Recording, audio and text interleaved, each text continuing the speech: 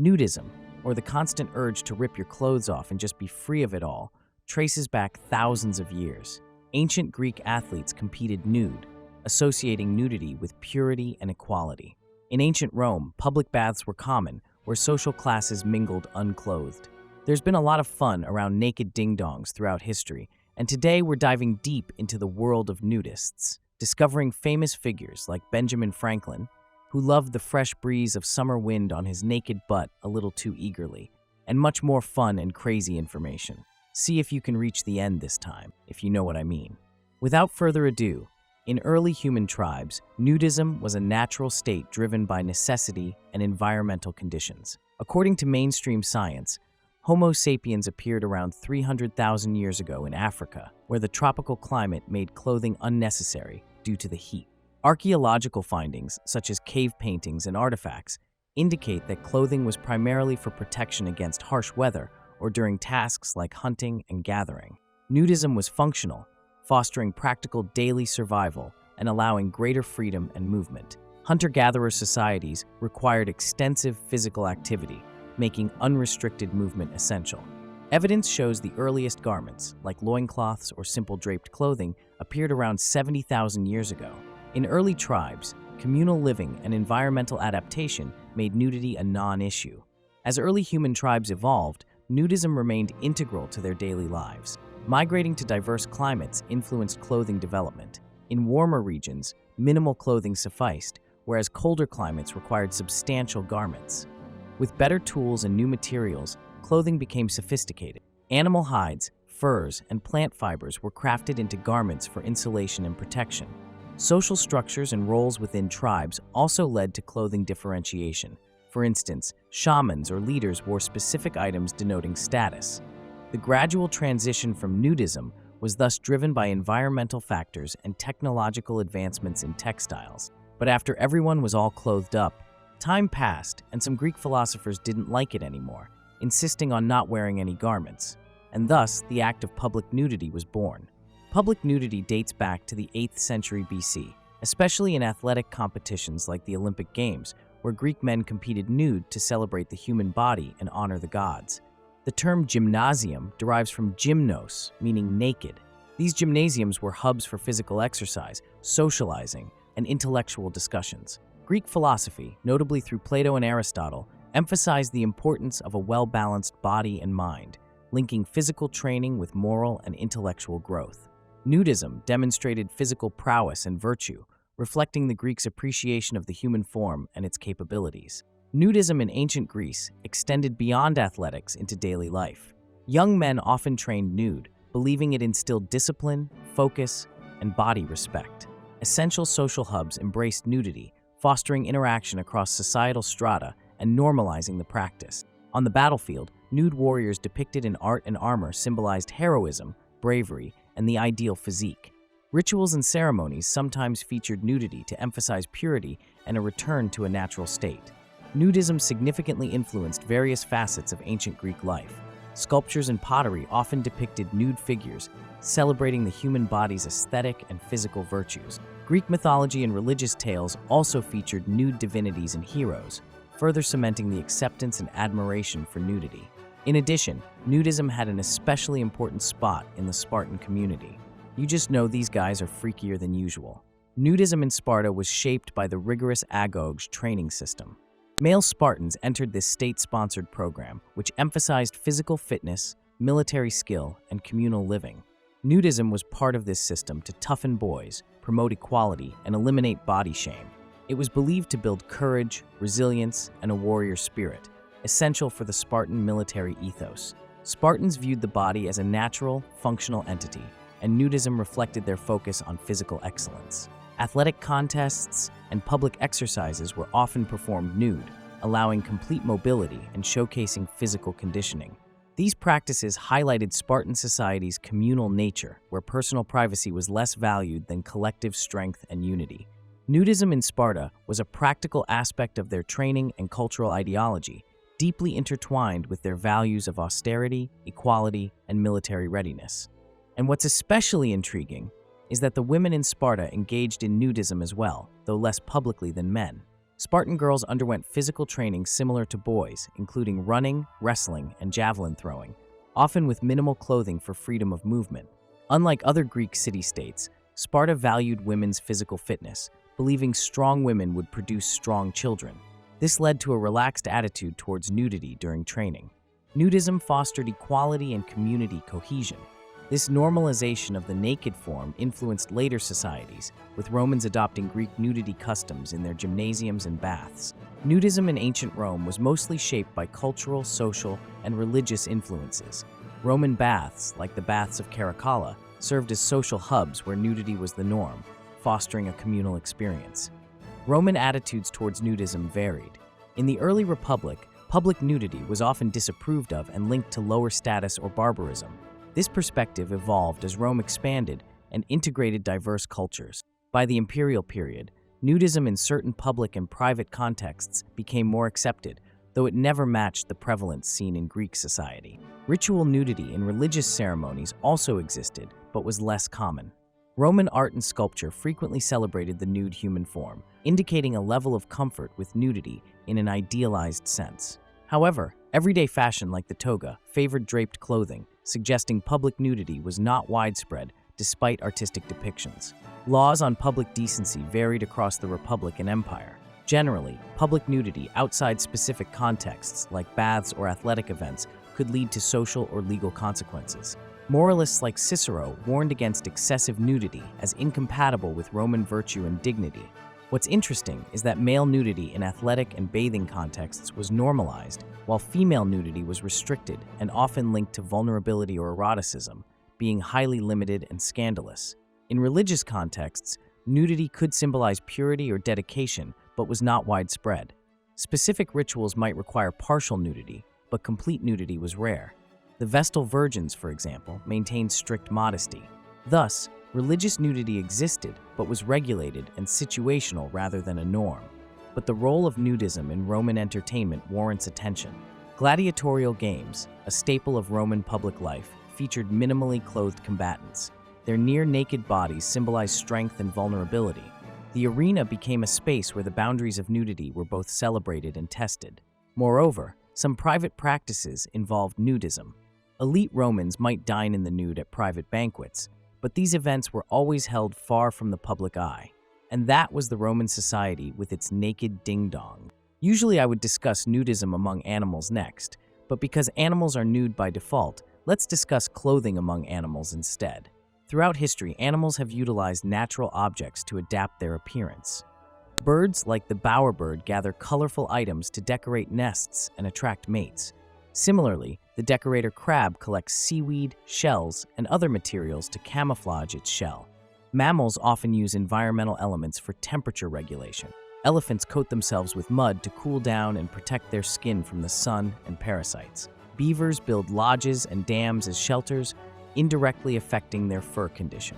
Insects also exhibit clothing-like behaviors. Caddisfly larvae create protective cases from sand, plants, and other particles, serving as camouflage and protection from predators. In the marine world, octopuses use coconut shells and other items as mobile shelters. Even dolphins cover their snouts with sponges to protect them while foraging on the seafloor.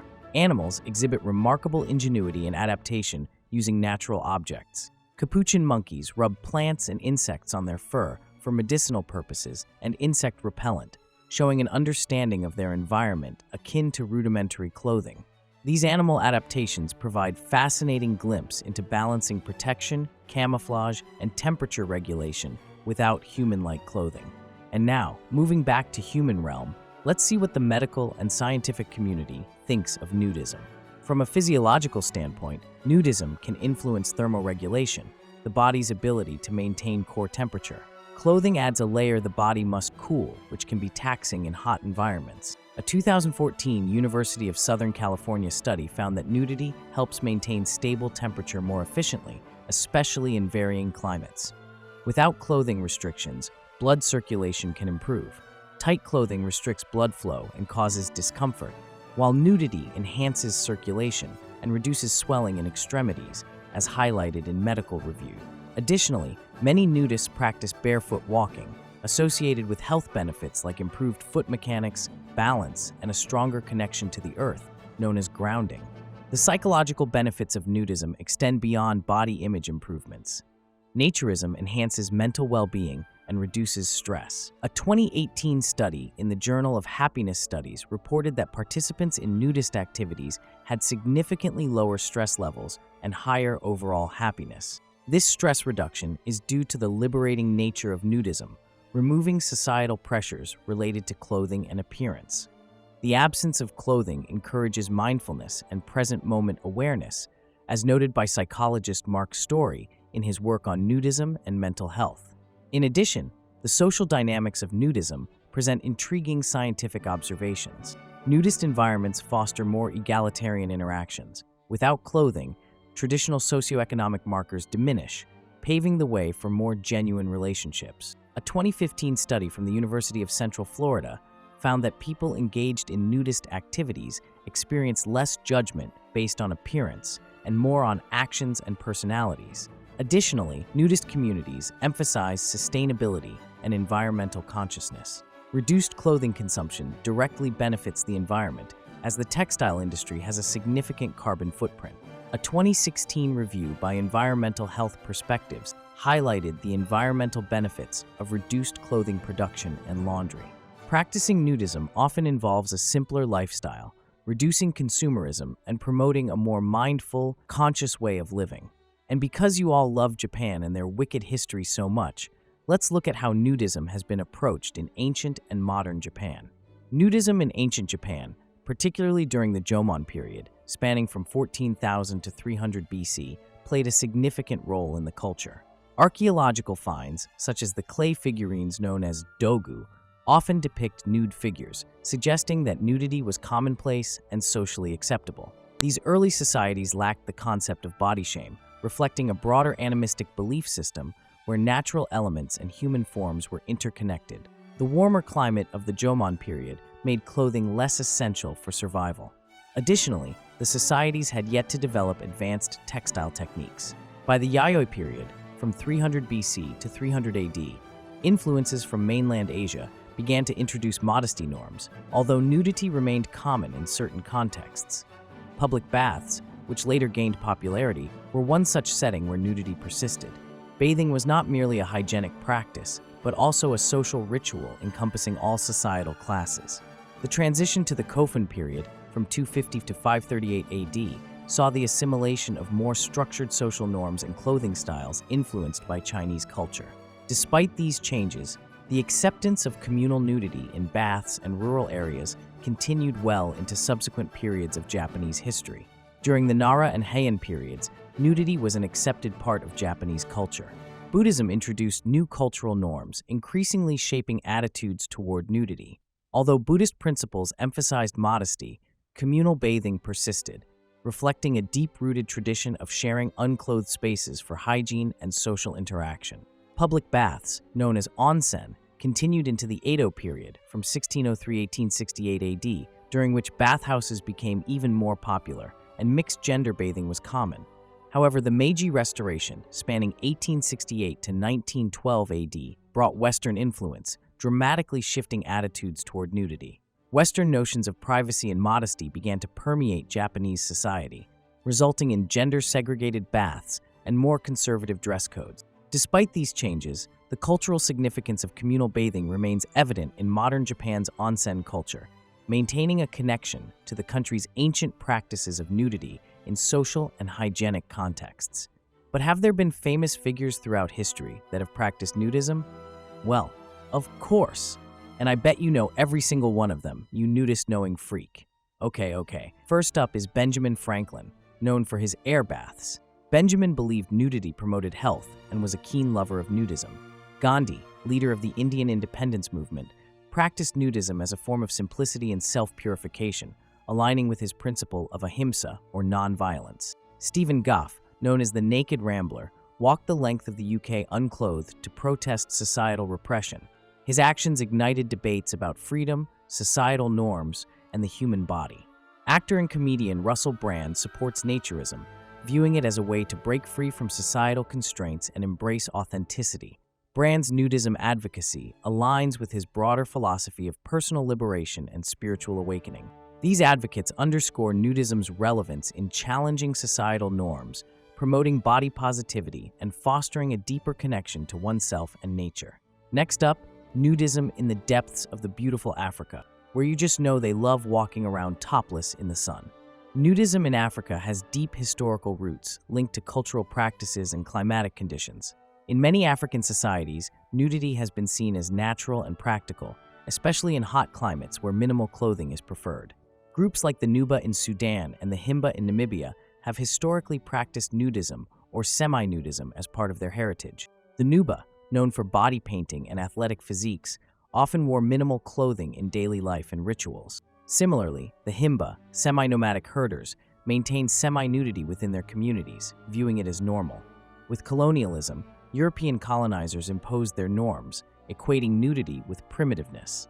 This led to the suppression of indigenous practices and a push towards adopting Western clothing norms. The colonial era marked a significant shift as many African societies began to move away from traditional dress and nudity. Despite this, some communities continued their practices, albeit under pressure to conform. In the post-colonial era, several African nations began to reclaim and celebrate indigenous cultures, including a renewed appreciation for traditional forms of dress or lack thereof. This revival faced challenges from conservative elements within African societies and the influence of global media.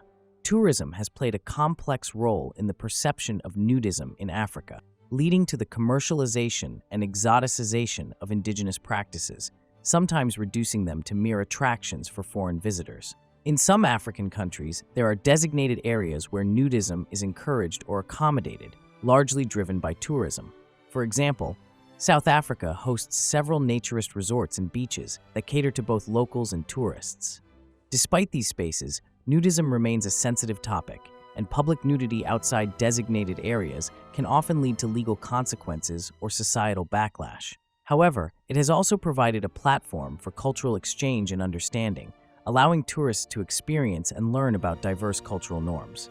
African countries have opportunities to carve unique positions in the global naturist community. By integrating traditional practices with contemporary values, they can offer distinct cultural experiences appealing to both locals and tourists.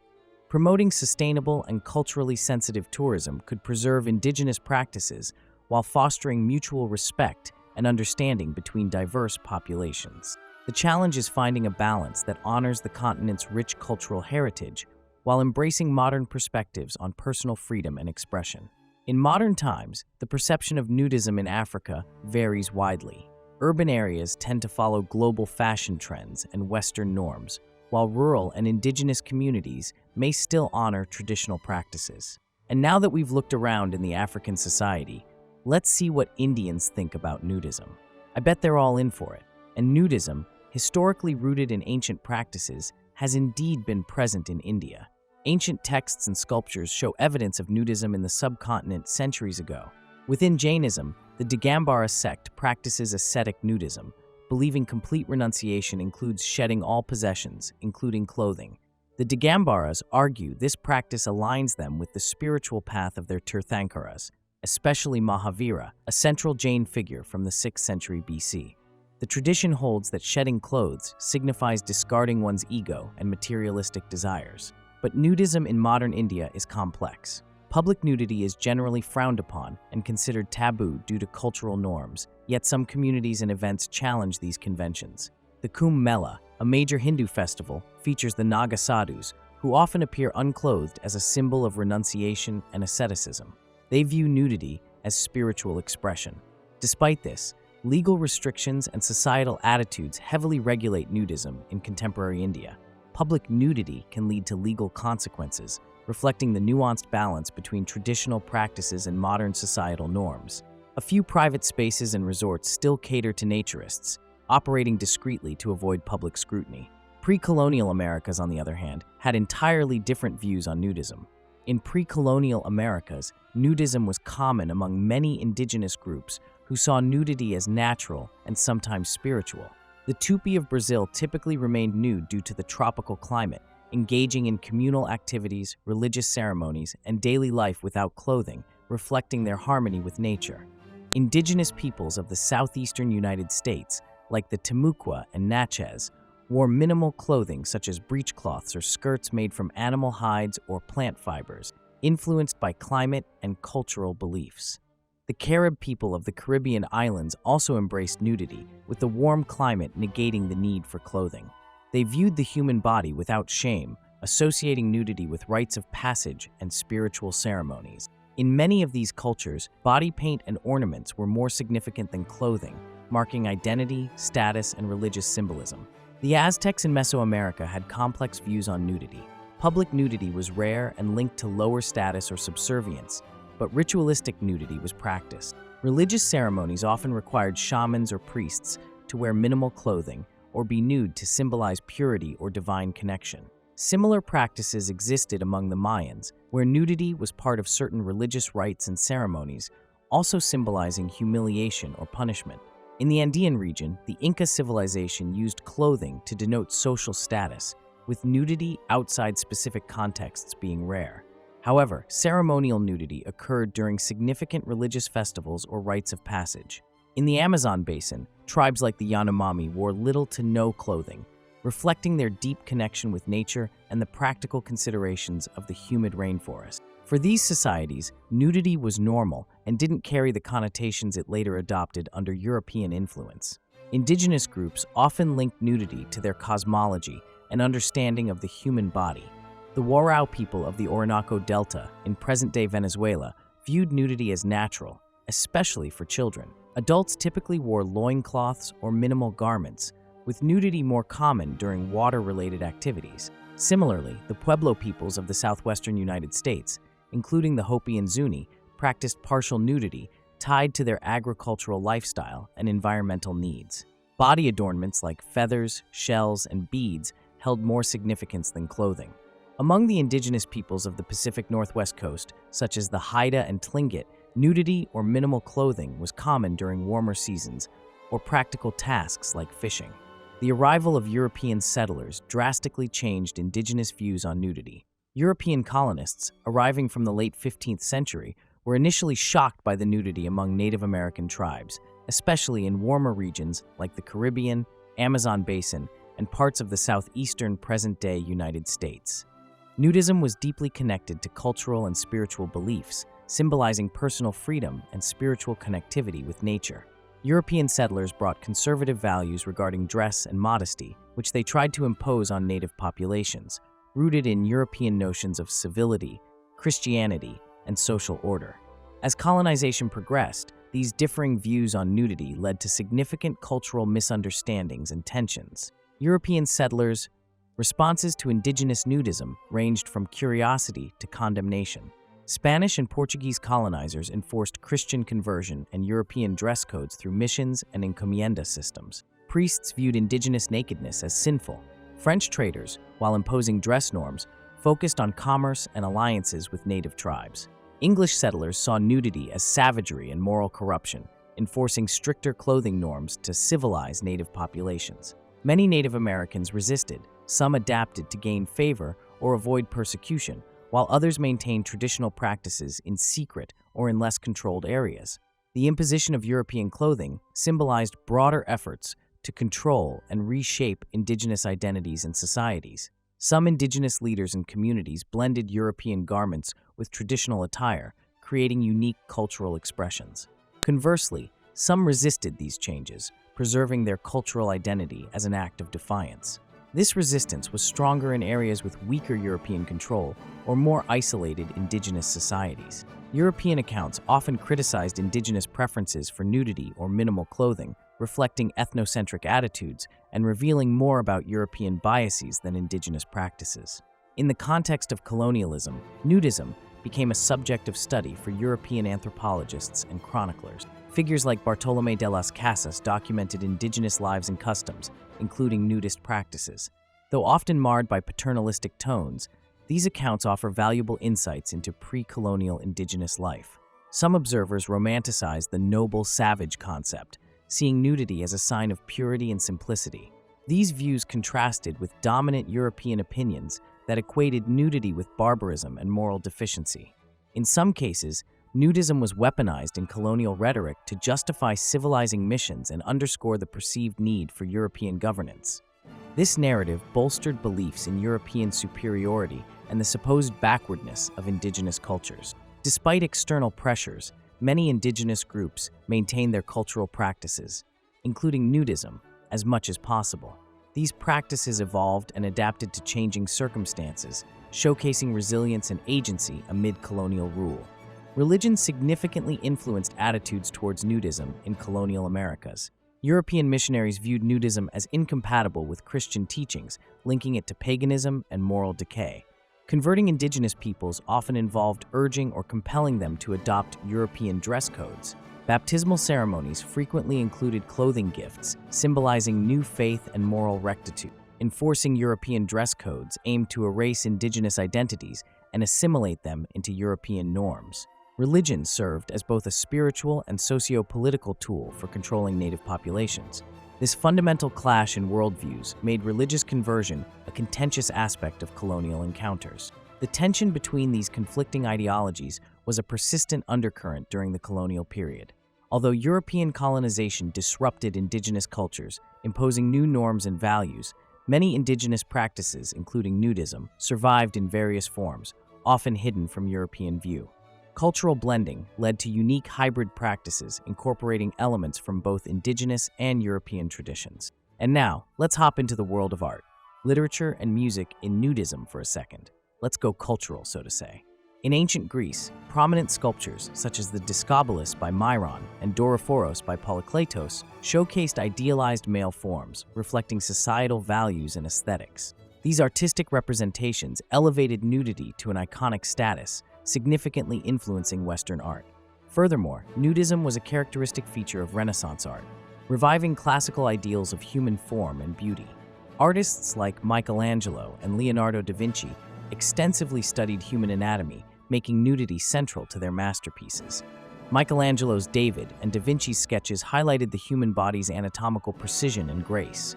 This period marked a renewed celebration of the nude form in art, aligning with humanist philosophies that emphasize the beauty and potential of humankind.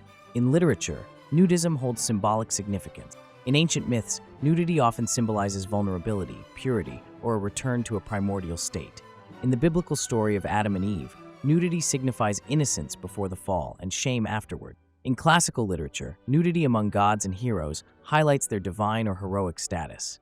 In modern literature, nudism explores themes of freedom, rebellion, and the natural human state. D.H. Lawrence's novel, Lady Chatterley's Lover, features nudity to signify liberation from societal constraints. Likewise, in Henry Miller's works, nudism represents a raw, unfiltered human experience. The literary portrayal of nudism moves beyond mere physical depiction, delving into deeper philosophical and existential themes. In music, nudism inspired compositions and performances. During the Romantic era, nudity symbolized raw emotion and natural beauty, reflected in works by Franz Schubert and Richard Wagner.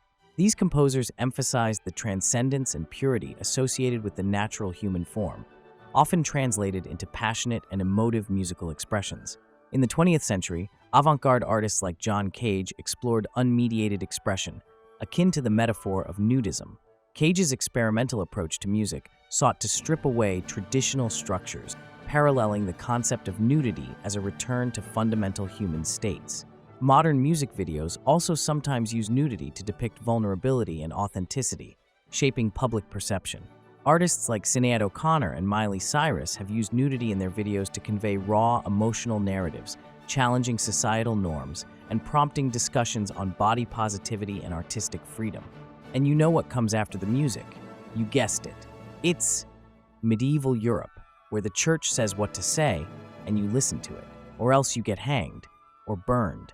Nudism in medieval Europe is a lesser-known historical aspect. Contrary to popular belief, the Middle Ages weren't entirely prudish. Public nudity appeared in artwork and occurred in specific contexts. In some regions, communal bathing was common. Bathhouses served as popular social spaces where people of various social standings bathed together, especially in Southern Europe. This activity was not just for hygiene, but also for socialization and business meetings. Records indicate these bathhouses were often mixed gender. Outdoor bathing in rivers, lakes, and fountains was also regular. Such nudity was generally accepted due to practical necessity and lack of privacy. In some religious practices, nudity symbolized purity and humility. Early Christian rituals sometimes included nude baptisms to emphasize the cleansing of sins and rebirth into a new life. However, this practice became less common as the Church's stance on modesty evolved. Another intriguing aspect is the medical perspective on nudity in medieval Europe. Medieval medicine often recommended air baths, exposing the body to fresh air, to balance bodily humors and improve health. Also, in medicine, physicians often examined fully unclothed patients to diagnose ailments, a practice that persisted for centuries. But public nudity could be imposed as a penalty for crimes, forcing offenders to parade through the streets naked to humiliate and deter others. In some areas, it was for serious offenses. In others, even minor infractions led to this penalty. Women faced particularly harsh punishments involving nudity for moral crimes. Certain initiation rites, especially among young men, involved temporary nudity to symbolize the transition from childhood to adulthood. Some medieval festivals and carnivals featured nudity, temporarily lifting societal norms. During these times, people engaged in activities normally deemed immoral or indecent, allowing society to release social pressures. Despite periods of acceptance, the concept of modesty evolved, and as the medieval period progressed, increasing restrictions were placed on public nudity. By the late medieval period, nudity was more heavily policed, with laws restricting it. The Church played a significant role, emphasizing modesty and chastity. The Fourth Lateran Council of 1215 codified many principles, enhancing the Church's influence over societal norms. Artistic depictions of nudity became more controlled, shifting to allegorical and less explicit representations. The Black Death in 1347-1351 further impacted societal norms, leading to stricter clothing laws and a decline in public baths, which became associated with moral decay. During the Renaissance, the rigid views on nudity from the late medieval period began to ease, though medieval attitudes still influenced social norms. Interest in the human body, inspired by classical influences, flourished mainly in artistic and academic circles, while public attitudes remained conservative. The mid-15th century invention of the printing press was pivotal in spreading new ideas about the human form, yet it also reinforced moral standards through widely distributed religious texts. In rural areas, communal bathing and outdoor nudity persisted longer than in urban centers, where social reforms were quicker. Traveler accounts from the late medieval and early Renaissance periods document varied practices and norms across Europe, highlighting diverse acceptance levels. Some regions clung to traditional practices, while others swiftly adopted stricter views, influenced by religious and social reforms. By drawing from diverse sources, we can piece together the nuanced relationship between nudism and medieval European society, offering richer insights into a period often seen through conservative lenses. And if that wasn't good enough, here's something wacky and wild, just the way you like it. Nudism in Judaism. Nudism holds an intriguing place within Judaism. The Jewish perspective on nudism varies across communities and historical periods. In ancient biblical times, nudity symbolized both purity and shame, depending on context. Ritual baths, or mikvahs, where participants are nude, have been part of Jewish tradition for centuries, used for purification and spiritual cleansing. The Talmud reflects complex views on nudity, generally promoting modesty but allowing exceptions for bathing or medical care. In medieval Jewish communities, strict dress codes emphasized modesty even more. Despite traditional views, some Jewish communities have embraced nudity. For instance, some Hellenistic Jews in the ancient world participated in Greek athletic practices involving nudity, which was controversial and criticized by traditional Jewish authorities.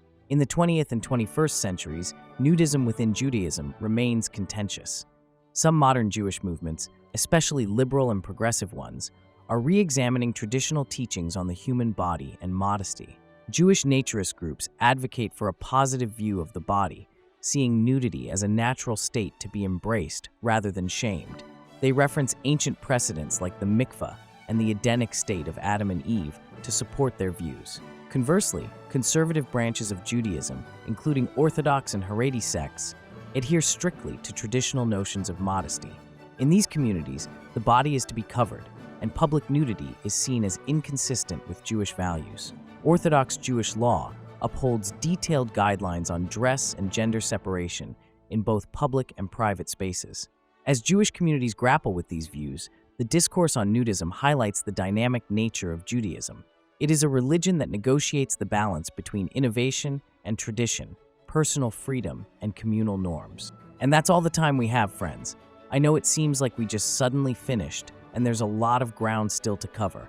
But if you're looking for more history of nudism, check out the extended history of nudism. I haven't made one yet, but considering I'm a fast guy, it should be out already by the time you're listening to this. Keep grooving, and don't forget to smash the like and subscribe buttons as well. Your honey boo boo, but fast.